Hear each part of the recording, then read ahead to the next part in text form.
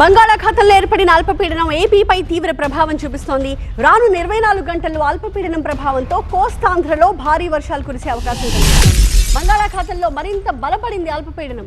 ఈ నెల 27 వరకు కూడా కోస్తాంధ్రలో భారీ వర్షాలుంటాయని చెప్తున్నారు. ఇవాళ శ్రీకాకుళం, విజయనగరం, మన్యం, అల్లూరి, విశాఖ, అనకాపల్లి, కాకినాడ, కోనసీమ జిల్లాల్లో వర్షాలు పడతాయి. అలాగే తూర్పుగోదావరి, పశ్చిమ గోదావరి, ఏలూరు, కృష్ణా, ఎన్టీఆర్ జిల్లాల్లో భారీ వర్షాలు కురిసే అవకాశం కనిపిస్తోంది. మిగతా జిల్లాల్లో ఒక మోస్తరు వర్షాలు పడే అవకాశం ఉందని చెప్తున్నారు. పలు పోర్టుల్లో అప్రమత్తత ప్రకటించారు అధికారులు.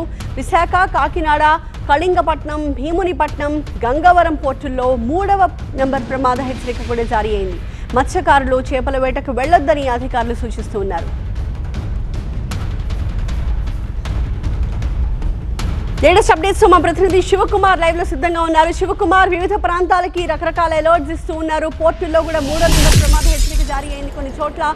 ఓవరాల్ గా సిచ్యువేషన్ ఏంటి ఏపీలో?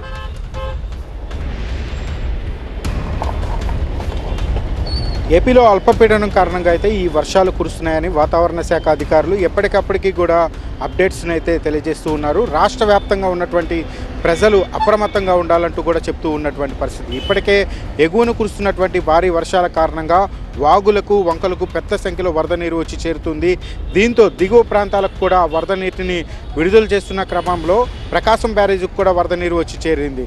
దీంతో సముద్రంలోకి మొత్తం కూడా ఎగువ నుంచి వచ్చినటువంటి వాటర్ను దిగువకు విడుదల చేస్తున్న నేపథ్యంలో లంక ప్రాంతాల్లో ఉన్నటువంటి ప్రజలందరూ కూడా అప్రమత్తంగా ఉండాలంటూ ఒకవైపు హెచ్చరికలు జారీ చేశారు. మరోవైపు జిల్లా యంత్రాంగం కూడా ఎప్పటికప్పటికి కూడా పలు సూచనలు చేస్తూ ఆ ప్రజలను అప్రమత్తం చేస్తూ ఉన్నటువంటి పరిస్థితి. రాష్ట్ర వ్యాప్తంగా ఇటు ఈరోజు చూస్తే కనుక ఉత్తరాంధ్రలో ఎక్కువగా భారీ వర్షాలు కురిసే అవకాశం ఉందని చెప్పని వాతావరణ శాఖ అధికారులు చెప్తూ ఉన్నారు.